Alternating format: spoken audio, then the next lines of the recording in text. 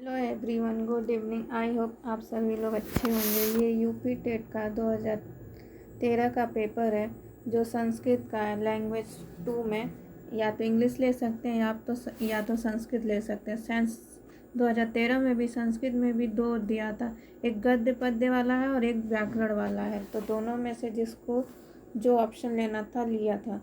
तो ये हमारा गद्य पद्य वाला है। तो चलिए फिर हम अपना वीडियो स्टार्ट करते हैं। पहला क्वेश्चन है, परीक्षार्थी देख लीजिए। यानी कि परीक्षार्थी निम्नलिखित भाग प्रश्नों के उत्तर केवल यदि तभी दें उन्होंने भाषा का विकल्प अगर संस्कृत चुना हो। पहला क्या है, निम्नलिखित पद के आधार पर 61 से 65 तक के प्रश्नों का सही विकल्प चुनें।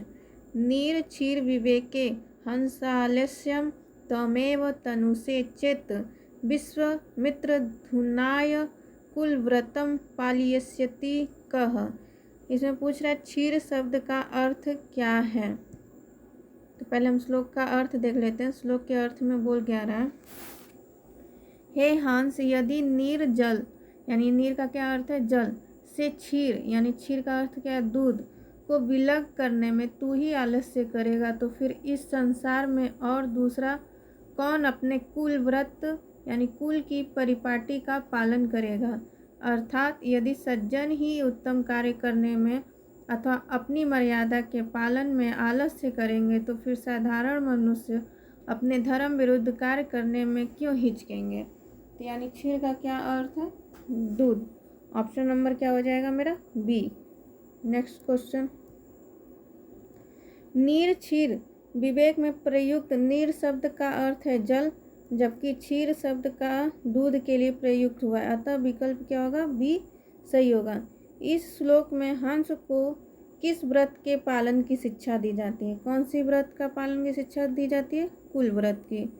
यहाँ पे देख लीजिए, कुल व्रत की, किस व्रत की शिक्षा दी जाती है, कुल व्रत की। तो ऑप्शन नंबर क्या हो जाएगा मेरा, ऑप्शन नंबर हो जाएगा मेरा बी, यानी ऑप्शन बी।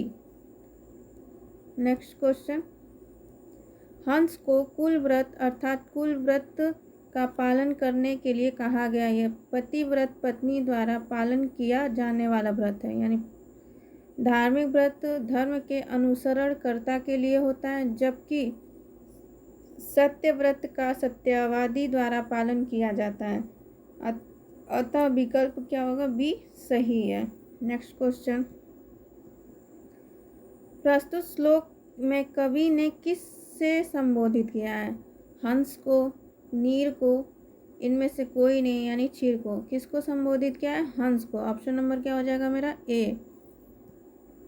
कवि ने हंस को संबोधित करते हुए उसके नीर क्षीर विवेक रूपी गुण का वर्णन किया है तथा उसे अपने कुल व्रत का पालन करने की प्रेरणा दी है। अगला क्वेश्चन है, हंस के किस गुण का वर्णन किया गया है, श्वेतवर्ण का, सुंदर गति का, नीर क्षीर विवेक का कि मधुर वाणी का। किसका वर्णन किया गया है, नीर क्षीर विवेक का। ऑप्शन नंबर क्या हो जाएगा, सी। हंस के नीर क्षीर विवेक रूपी गुण का वर्णन करते हुए उसे अपने कुल व्रत के पालन में लगे रहने के लिए कहा गया है, क्योंकि क्षीर दूध और नीर जल को अलग करने का उत्तम गुण हंस में ही पाया जाता है। दूध को जल से अलग करने का गुण किस में पाया जाता है, हंस में। अगला क्वेश्चन है, इस पद्य का ये लास्ट क्वेश्चन है, हंस को क्या न करने का निर्देश दिया गया है, आलस्य, क्रोध, अभिमान, मोह। हंस को क्या करने का निर्देश नहीं दिया गया, आलस्य। ऑप्शन नंबर क्या हो जाएगा मेरा, ए। पद्य में हंसालस्य अर्थात हंस को आलस्य न करने का निर्देश देते हुए स्वयं के कार्य में लगे रहने कुल व्रत के लिए प्रेरित किया गया है। अगला देखिए, पद्य कौन सा है, 66 से 70 तक। कितने से, 66 से 70 तक पद्य पढ़ते हैं। ये श्लोक है, पद्य में क्या है, श्लोक है, व्यतीस जति पदार्थानांतरः कोपि हेतु नर खलु बहिरारूप धीन प्रीत्य संश्रयते विकसित ही पतंग स्योदय पुंडरीकं द्रवित च हिमरस्मा उद्गते चंद्रकांताः। इसमें पद का अर्थ पदार्थों को परस्पर कौन जोड़ता है, इसमें बोल रहा है पदार्थों को कौन जोड़ता है, धन, विद्या, कोई ज्ञात आंतरिक कारण या विनम्रता। तो ऑप्शन नंबर क्या हो जाएगा, कोई अज्ञात आंतरिक कारण। यहाँ पे देखिए क्या लिखा है, पदार्थों को परस्पर कोई अज्ञात आंतरिक कारण ही जोड़ता है। धन से पदार्थ को खरीदा जाता है, विद्या से पदार्थ के विषय में ज्ञान प्राप्त किया जाता है, जबकि विनम्रता से एक व्यवहारिक गुण होता है। विनम्रता से क्या है, एक व्यवहारिक गुण। और यहाँ विद्या से क्या प्राप्त किया जाता है, पदार्थ। विद्या से क्या प्राप्त किया जाता है, पदार्थ। और धन से क्या किया जाता है, पदार्थ खरीदा जाता है, यहाँ से खरीदा जा सकता है धन से। और विद्या से क्या किया जाता है, प्राप्त किया जा सकता है। और कोई ज्ञात आंतरिक कारण से क्या होता है, जोड़ा जाता है। इसको क्या बोलते हैं, जोड़ा जाता है। ऑप्शन नंबर मेरा क्या हो जाएगा, सी। नेक्स्ट क्वेश्चन, बाह्य साधनों पर कौन निर्भर नहीं होता है। ठीक है, आभूषण ये बाह्य साधन है, प्रेम ये भी बाह्य साधनों, संपन्नता, भोजन में क्या है, बाह्य साधनों पर निर्भर नहीं होता है। ये पूछ रहा है कौन नहीं होता है, संपन्नता। ऑप्शन नंबर मेरा क्या हो जाएगा, बी। सॉरी ऑप्शन नंबर क्या हो जाएगा मेरा, बी। अब यहाँ देख लेते हैं, बाह्य साधनों पर प्रेम नहीं निर्भर करता है, आंतरिक निर्भर करता है। सही बात है, भोजन क्या है, बाह्य साधन है। आभूषण भी क्या है, बाह्य साधन है। संपन्नता ये भी क्या है मेरा, बाह्य साधन है, क्योंकि वह तो आंतरिक अनुभूति का विषय है। आभूषण से बाह्य शरीर की सुंदरता बढ़ाई जाती है, संपन्नता भी बाह्य उन्नति है, और भोजन भी क्या है, बाह्य साधन ही है। अगला क्या है, कमल कब खिलता है, चंद्रोदय होने पर, नक्षत्रों का दर्शन होने पर। ऐसा तो कुछ नहीं है, फूल तो अधिकतर दिन में ही खिलते हैं या भोर में। चंद्र ग्रहण के समय, ऐसा भी नहीं है, सूर्योदय होने पर। तो ऑप्शन नंबर मेरा क्या हो जाएगा, डी, सूर्योदय होने पर। सूर्योदय के समय ही कमल की पंखुड़ियाँ खिलती है, जबकि चंद्रोदय होने पर कमल की पंखुड़ियाँ क्या होती हैं, बंद हो जाती हैं। जबकि नक्षत्रों का दर्शन और चंद्र ग्रहण इस क्रिया पर कोई विशेष प्रभाव नहीं डालते हैं। ठीक है, नेक्स्ट क्वेश्चन, इस श्लोक में किस मणि का उल्लेख है, इस श्लोक में किस मणि का उल्लेख किया गया, स्फटिक मणि, सूर्यकांत मणि, चंद्रकांत मणि, मरकत मणि। देख लेते हैं एक बार श्लोक में किस मणि का उपयोग किया गया है, चंद्रकांत। कौन सी मणि का, चंद्रकांत मणि का।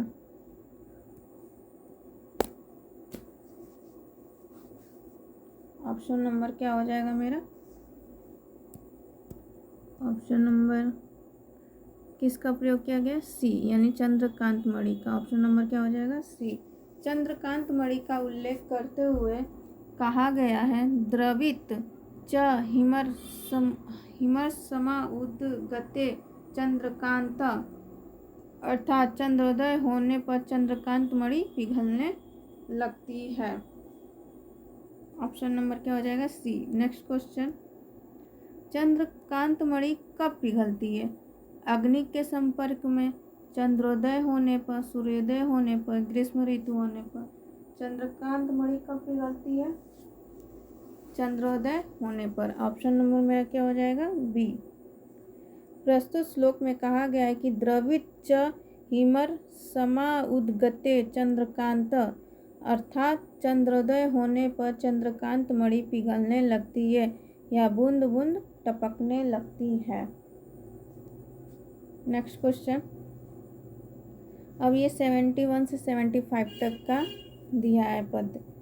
भवन्ति नम्र भवन्ति नम्रास्तरव फलोदगमे नर्वा आम्बुभिदुर्विलम्बनो घना अनुदता सत्पुरुषा समृद्धिभिः स्वभाव एवश परोपकारी राम। देखते हैं इसका क्वेश्चन क्या दिया है। पहले श्लोक का अर्थ देख लेते हैं, कह क्या रहा है। वृक्ष फलों को धारण करके क्या करते हैं, झुक जाते हैं। बादल वर्षा के लिए एकत्र जल धारण करके दूर प्रदेश तक झुक जाते हैं। ठीक इसी प्रकार से सज्जन समृद्धि या संपत्ति को प्राप्त करके गर्वहीन अर्थात विनीत हो जाते हैं। समृद्धि को प्राप्त करके झुक जाना अर्थात घमंड न करना ही परोपकारियों का स्वभाव है। कवि ने वृक्ष मेघ सत्पुरुष को समृद्ध प्राप्ति के समय झुकने वाला बताया, अर्थात वृक्ष में जब फल लगता है तो वो झुक जाता है, और बादल भी जब जल को प्राप्त करके झुक जाते हैं, उसी प्रकार सत्पुरुष भी समृद्धि को प्राप्त करके परोपकार के लिए झुक जाया करते हैं। चलिए क्वेश्चन देखते हैं इसका। कवि ने वृक्ष मेघ और सत्पुरुष को कहा है, क्या कहा है, परोपकारी कहा है। क्या कहा है, परोपकारी। ऑप्शन नंबर क्या हो जाएगा मेरा, ए। नेक्स्ट क्वेश्चन 75 तक है। भवंती में कौन सा लकार है, तो ऑप्शन नंबर मेरा क्या हो जाएगा, बी, लट लकार। भवंती में कौन सा लकार है, लट लकार। ये देख लीजिए, भवंती में लट लकार है। यह भू धातु का लट लकार प्रथम पुरुष यानी बहुवचन का रूप है, यानी यहाँ पे प्रथम पुरुष का बहुवचन रूप है। लट लकार में क्या चलता है, भवति भवतः भवन्ति, भवसि भवतः भवत, भवामि भवाओ भवाम। ये कौन सा लकार है, लट लकार, प्रथम पुरुष मध्यम पुरुष उत्तम पुरुष। तो भवंती हमारा कौन सा था, लट लकार का प्रथम पुरुष में बहुवचन।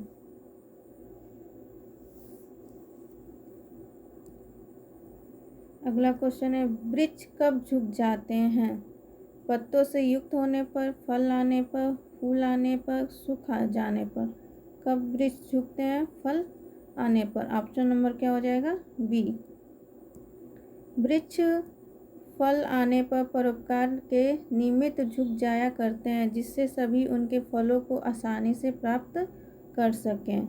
अगला क्वेश्चन क्या है, नए जल से युक्त होने पर कौन अधिक लटक जाता है, पर्वत, नदी, घन और समुद्र। कौन अधिक लटक जाता है, घन यानी बादल। ऑप्शन नंबर क्या हो जाएगा, डी। नए जल से युक्त होने पर मेघ दूसरों को जल प्रदान करने के लिए अत्यंत झुक जाया करते हैं, अर्थात पृथ्वी के अत्यंत निकट आ जाया करते हैं।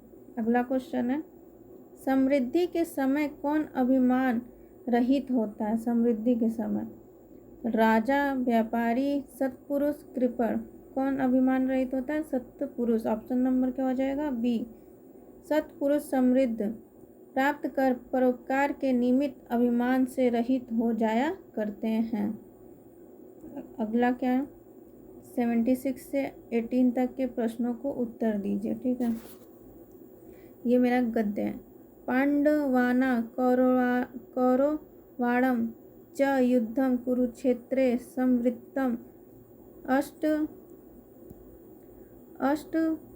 अष्टादश भिर्दिनेश्च प्रतिफलितं तस्मिन् युद्धे दुर्योधन रणे पराजितः निहतश्च निजदलबलेन साकं पाण्डवाश्च श्रीकृष्णस्य साहाय्येन विजयशालिनः संवृत्ता।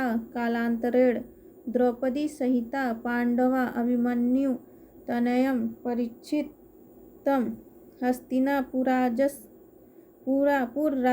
संविश्य हिमालयं जग्मुः। इस पद में क्या दिया है, पूछा युद्ध में पांडवों की सहायता किसने की, युद्ध में पांडवों की सहायता किसने की। यहाँ पे देखिए,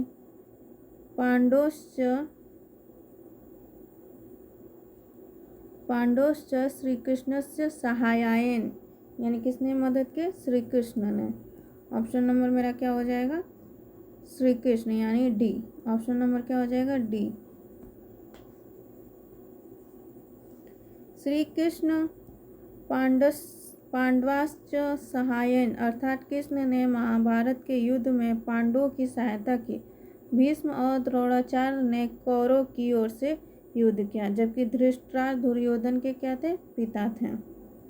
अगला क्वेश्चन है, कालांतर में द्रौपदी सहित पांडव कहाँ गए थे? कहाँ गए थे कालांतर में? वन में, राजभवन में, हिमालय पर, प्रयाग में। तो कहाँ गए थे? हिमालय पर। ऑप्शन नंबर क्या हो जाएगा? सी। युद्ध के पश्चात पांडव ने अभिमन्यु के पुत्र परीक्षित को हस्तिनापुर राज्य सौंपकर द्रौपदी सहित हिमालय पर चले गए। नेक्स्ट क्वेश्चन, पांडवों तथा कौरवों के मध्य युद्ध हुआ। कौन सा युद्ध हुआ? मालवा में हुआ? कहाँ हुआ था? विंध्य क्षेत्र में हुआ? कुरुक्षेत्र में हुआ कि मथुरा में हुआ? तो पांडव और कौरव का युद्ध कहाँ हुआ था? कुरुक्षेत्र में। ऑप्शन नंबर क्या हो जाएगा? सी। पांडवों तथा कौरवों के मध्य युद्ध कुरुक्षेत्र में 18 दिनों तक हुआ, जिसमें पांडवों की क्या हुई? विजय हुई। अगला क्वेश्चन है, महाभारत का युद्ध कितने दिनों तक चला? 18 दिन, 12 दिन, 8 दिन, 16 दिन। कितने दिन चला था? 18 दिन। पांडवों तथा कौरवों के बीच महाभारत का युद्ध 18 दिनों तक चला था। युद्ध में कौन पराजित हुआ? दुर्योधन, अर्जुन, युधिष्ठिर, कृष्ण। कौन पराजित हुआ? दुर्योधन। ऑप्शन नंबर क्या हो जाएगा? ए। महाभारत के युद्ध में दुर्योधन पराजित हुआ और पांडव विजयी हुए। अब देखिए गद्यांश है एक और, 81 से लेके 85 तक। ये सिर्फ गद्य पद्य वाला पेपर था, और एक पेपर और हुआ था जो व्याकरण का था। चलिए पढ़ लेते हैं। प्रयाग गंगा यमुनयोः संगमे स्थित, ठीक है, अस्ति। अत्र ब्रह्मण प्रकृष्ट याग करात् अस्य प्रयाग नाम अभवत्। प्रयाग नगरम पुराणेषु पवित्रतम पुण्यदम मोक्षदच्च कीर्तितम। इदं नगर भारतवर्षस्य प्रमुख नगरेषु वर्तते। प्रयागस्य अपरं नाम इलाहाबाद इत्यपि वर्तते। इदं कथ्यते यत् प्रयागस्य इलाहाबाद नाम अकबरनामा सम्राट् स्व इलाही धर्मानुसारेण कृतवान्। प्रयागे उत्तर प्रदेशस्य उच्च न्यायालयोऽपि स्थितः अस्ति। प्रयाग उच्च शिक्षायाः प्रधानं केन्द्रम् अस्ति। इदं नगरं स्व ऐतिहासिक महत्वमपि अधिकरोति। ठीक है, गंगा यमुना का संगम कहाँ है? कानपुर में, नासिक में, प्रयाग में, हरिद्वार में। कहाँ था? प्रयाग में। ऑप्शन नंबर क्या हो जाएगा? बी। नेक्स्ट क्वेश्चन, प्रयाग या इलाहाबाद में गंगा यमुना का संगम है, जबकि कानपुर तथा हरिद्वार गंगा नदी के किनारे बसे हुए हैं, तथा नासिक गोदावरी नदी के किनारे बसा हुआ है। नासिक कहाँ बसा है? गोदावरी नदी के किनारे। अगला क्वेश्चन क्या है, प्रयाग शब्द का अर्थ क्या है? प्रकृष्ट में, प्रकृष्ट पूजा में, कि प्रकृष्ट पर्व, कि प्रकृष्ट दान में। तो प्रयाग शब्द का अर्थ क्या है? प्रकृष्ट में। ऑप्शन नंबर क्या हो जाएगा? ए। हिंदू मान्यता के अनुसार ब्रह्मा ने सृष्टि कार्य पूर्ण होने के बाद यहाँ पर यज्ञ किया, जिसके कारण इसका नाम प्रयाग पड़ा। प्रयाग बराबर क्या है? प्रकृष्ट याग। अब तो प्रयागराज ही नाम हो गया इलाहाबाद की जगह पे। प्रयाग का दूसरा नाम क्या है? देवप्रयाग, इलाहाबाद, काशी, उत्तर काशी। क्या नाम है? इलाहाबाद। ऑप्शन नंबर क्या हो जाएगा? बी। प्रयाग का दूसरा नाम इलाहाबाद है। यह नाम अकबर द्वारा इस शहर को प्रदान किया गया था। किसके द्वारा? अकबर के द्वारा। सम्राट अकबर ने किस धर्म का परिवर्तन किया? पारसी धर्म का, इस्लाम धर्म का, इलाही धर्म का, बौद्ध धर्म का। अकबर किस धर्म को मानता था? इलाही धर्म, यानी ऑप्शन नंबर क्या हो जाएगा? बी। सम्राट अकबर द्वारा प्रयाग में ही दीन ए इलाही धर्म का परिवर्तन किया गया, जिसके कारण ही इस शहर का नाम इलाहाबाद पड़ा। अगला क्वेश्चन है, प्रस्तुत गद्यांश का समुचित शीर्षक देवनदी, सम्राट अकबर, प्रयाग या दीन ए इलाही, या मतलब इस शीर्षक क्या होगा, प्रयाग, यानी ऑप्शन नंबर क्या हो जाएगा मेरा डी। इस गद्यांश में प्रयाग की महिमा और विशेषता का वर्णन है, अतः इसका समुचित शीर्षक प्रयाग ही है। अब अगला देखिए 86 से 90 तक का ये मेरा क्या है गद्य है। ये देखिए किस पे है। जनतंत्र विधाना शासन प्रणाली अस्माकं देशे प्रवर्तमानस्ति राजन् यः शास्त्रज्ञ विधिवि राजतंत्रं कुलीनतंत्रं प्रजातंत्रमिति शासन प्रणालयो शस्त्रयो भेदा प्रतिपादिताः। राजतंत्रं राज्ञ शासनं, कुलीनतंत्रं कुलीनानां विशिष्टजनानां शासनं, जनतंत्रं जनानां शासनमिति तैराधुनिकै व्याख्यातं। जनतंत्रे राज्ञः स्थानं जनागृह्णाति कर्तव्यबोध एवं जनतंत्रस्य मूलाधारः यस्मिन् कस्मिन् कार्ये नियुक्ता कर्तव्यसम्पादन मुत्सुका सततं राष्ट्रविकासे निरता विहिति साध्यं साध्यन्तो श्रान्ता श्रमशीला देशवासिनो नागरिका एवं स्वराष्ट्र मुनेतुं क्षमते इति जनतंत्र पद्यतः मह वैशिष्ट्यम्। तब इसमें पूछा जनतंत्र में राजा का स्थान कौन ग्रहण करता है।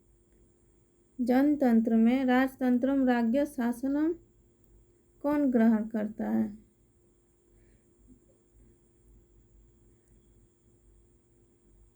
जनतंत्र में शासन प्रणाली कुलीन, तो कौन करता है। जनतंत्र में राजा का स्थान कौन ग्रहण करता है, जनता, विद्वान, वणिक, राजा। जनतंत्र में राजा का स्थान कौन ग्रहण करता है, ए। ऑप्शन नंबर क्या हो जाएगा ए, यानी जनता। जिस प्रकार राजतंत्र में राजा का शासन होता है, उसी प्रकार जनतंत्र में राजा का स्थान जनता ग्रहण करती है। इसलिए जनतंत्र को जनता का जनता के द्वारा जनता के लिए शासन कहा गया। परंतु प्रस्तुत गद्यांश में कहा गया है कि जनतंत्रे राज्ञ स्थानम जना गृह्णन्ति, अर्थात जनतंत्र में राजा का स्थान जनता ग्रहण करती है। अगला क्वेश्चन है, जनतंत्र का मूलाधार क्या है। जनतंत्र का मूल आधार क्या है, क्षेत्रीयता की भावना, उग्र राष्ट्रीयता की भावना, भाषावाद या कर्तव्यबोध। जनतंत्र का मूल आधार क्या है, कर्तव्यबोध, यानी ऑप्शन नंबर मेरा क्या हो जाएगा सी।